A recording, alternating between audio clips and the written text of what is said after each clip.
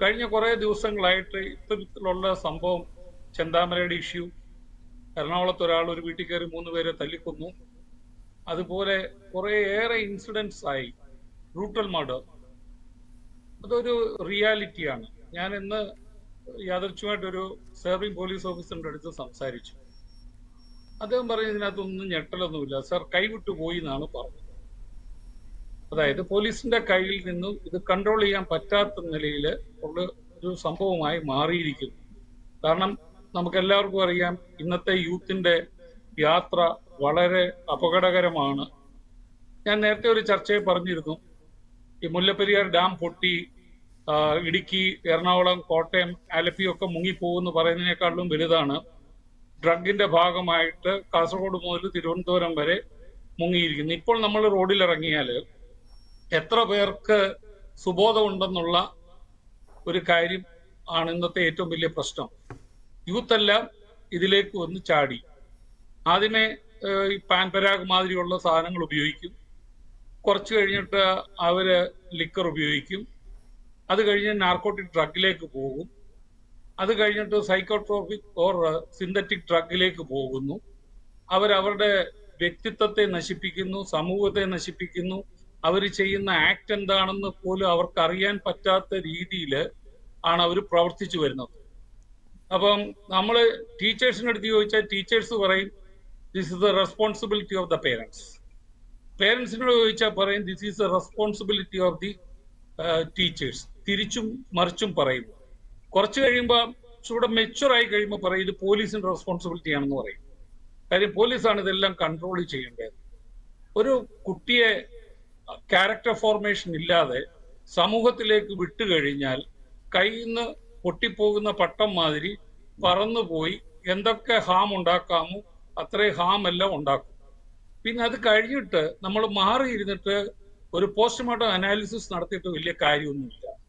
ഇപ്പോൾ ഉള്ള ഒരു reality, the crisis of our beliefs, the crisis of our values, the crisis of our system, the crisis of our institutions, the crisis of individuals. ഇപ്പൊ ഇൻഡിവിജ്വൽസിലാണ് ഇത്രയുള്ളത്. പക്ഷെ ഇവർ കൂട്ടായി കൂടി ഓരോ ഇൻസ്റ്റിറ്റ്യൂഷൻ ചെല്ലുമ്പോൾ നമ്മൾ കാണുന്നുണ്ട് റാഗിങ് എന്തൊക്കെയാണ് കാണിക്കുന്നത്. പിന്നെ നമ്മൾ കഴിഞ്ഞ ദിവസം കണ്ടു നമ്മുടെ സിസ്റ്റത്തിന്റെ ക്രൈസിസ്. പോലീസിനെ ആക്രമിക്കുന്നു.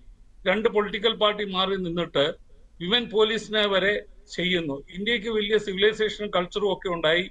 സ്ത്രീയെ ബഹുമാനിക്കണമെന്ന് പറയുന്ന ഒരു സൊസൈറ്റിയിലാണ് ഇവരെ പോയി അറ്റാക്ക് ചെയ്യുന്നത്. അതുപോലെ തന്നെ പോലീസ് സ്റ്റേഷനിൽ കയറി പ്രതികളെ പിടിച്ചുകൊണ്ട് പോകും. പിന്നെ എന്തിനാണ് റൂൾ ഓഫ് ലോ? എന്തിനാണ് സിസ്റ്റം?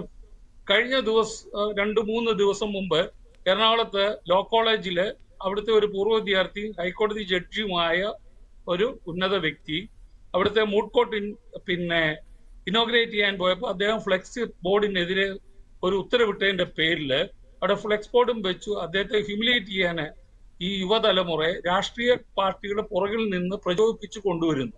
എന്താണ് ഈ രാഷ്ട്രീയം?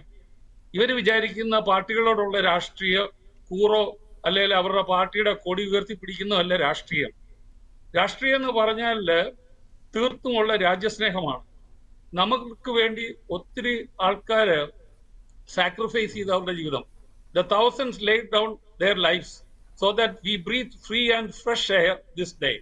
Never forget their sacrifices എന്ന് പറയുന്നുണ്ട്. അപ്പൊ നമ്മൾ ഇതെല്ലാം മറന്നിട്ട് അധികാരത്തിലേക്ക് കുറെ പേര് കയറി ഫ്രീ ഇന്ത്യയില് അവരങ്ങ് സുഖിക്കുവാണ്. അവരെ എന്തെല്ലാം ചെയ്യാമോ അവരെല്ലാം ചെയ്യുന്നു. അവര് ശമ്പളം ഇഷ്ടം പോലെ കൂട്ടുന്നു. അവർക്ക് ഇഷ്ടമുള്ള ബെനിഫിറ്റ്സ് എല്ലാം എൻജോയ് ചെയ്യുന്നു. ഇവിടുത്തെ കോമൺ മാന് നടുവൊടിഞ്ഞ് അവൻ ടാക്സ് പേ ചെയ്യുന്നു. അത് നമ്മുടെ എക്സ്ചക്കറിലെത്തുന്നു. ഖജനാവിൽ നിന്ന് ഇവർ ഇഷ്ടമുള്ള പോലെ ചെയ്തു കൊണ്ടുപോകുന്നു. കാര്യം അധികാരം കൊടുത്തു കഴിഞ്ഞാൽ എന്തും ചെയ്യാനാണെന്നുള്ള ഒരു ചിന്തയാണ് ഇവർക്ക്. ഇന്ന് ഇതുവരെ ആയിട്ട് ഇങ്ങനൊരു കാര്യം ഉണ്ടായിട്ട് ഒരു അടിയന്തര മീറ്റിംഗ് കൂടിയിട്ടുണ്ടോ? ഇതിന് റെസ്പോൺസിബിലിറ്റി ഞാൻ 5 പേർക്കാണ് കാണുന്നത് പ്രധാനമായിട്ട്. 1 ആഭ്യന്തരം കൈകാര്യം ചെയ്യുന്ന ബഹുമാനപ്പെട്ട മുഖ്യമന്ത്രി, 2 പൊതുവിദ്യാഭ്യാസ വകുപ്പ് മന്ത്രി. കാര്യം കുട്ടികളൊക്കെ ആണല്ലോ, അവരുടെ ക്യാരക്ടർ ഫോർമേഷൻ വലിയൊരു കാര്യമാണല്ലോ. ഉന്നത വിദ്യാഭ്യാസം, അത് കഴിഞ്ഞിട്ട് മദ്യം, അപ്പൊ എക്സൈസ് മന്ത്രി, പിന്നെ ഓഫ് കോഴ്സ് ഉദ്യോഗസ്ഥ പ്രമുഖയായ ചീഫ് സെക്രട്ടറിയും DGPക്ക് ഒട്ടും മാറി നിൽക്കാൻ പറ്റത്തില്ല. ഇവരാരെയും ഒന്ന് കൂടിയിട്ട് ഇന്നത്തെ ഈ ഇഷ്യൂ നാളെ നമ്മുടെ സമൂഹത്തിൽ എന്ത് റിപ്പർക്കേഷൻ ഉണ്ടാക്കുമെന്ന് ഒരു സ്റ്റഡി ചെയ്തിട്ടുണ്ടോ? ഇതൊന്നും അവർ നോക്കുന്നില്ല. എന്തുകൊണ്ടാണ്? അവർക്ക് കൃത്യമായിട്ട് 1-ാം തീയതി അവരുടെ സാലറി അക്കൗണ്ടിൽ സാലറി കിട്ടുന്നു. അവർക്ക് വേണ്ടുന്ന എല്ലാ ഫെസിലിറ്റി, ഇൻഫ്രാസ്ട്രക്ചർ എല്ലാം ഉണ്ട്. പക്ഷേ അവരുടെ സോഷ്യൽ കമ്മിറ്റ്മെന്റ് എന്താണ്? അവർക്ക് ഒരു സോഷ്യൽ ഇന്റലിജൻസ് സിസ്റ്റം ഉണ്ടോ? ഇവിടെ നടക്കുന്ന കാര്യങ്ങളൊക്കെ പഠിക്കാനും അതിന് വേണ്ടുന്ന റെമഡിയൽ മെഷേഴ്സ് എടുക്കാൻ വേണ്ടിയിട്ടുള്ള ഒരു സിസ്റ്റത്തെ പറ്റി. ഓഫ് കോഴ്സ് തീർച്ചയായിട്ടും കമ്മ്യൂണിറ്റി പോലീസിംഗ് ഉണ്ട്. കമ്മ്യൂണിറ്റി പോലീസിങ്ങിനകത്തൊക്കെ എഴുതി വെച്ചേക്കുന്ന വാല്യൂസ്, അതിൽ എംബഡഡ് ആയിട്ടുള്ള വാല്യൂസ് ഒക്കെ വളരെ വലുതാണ്.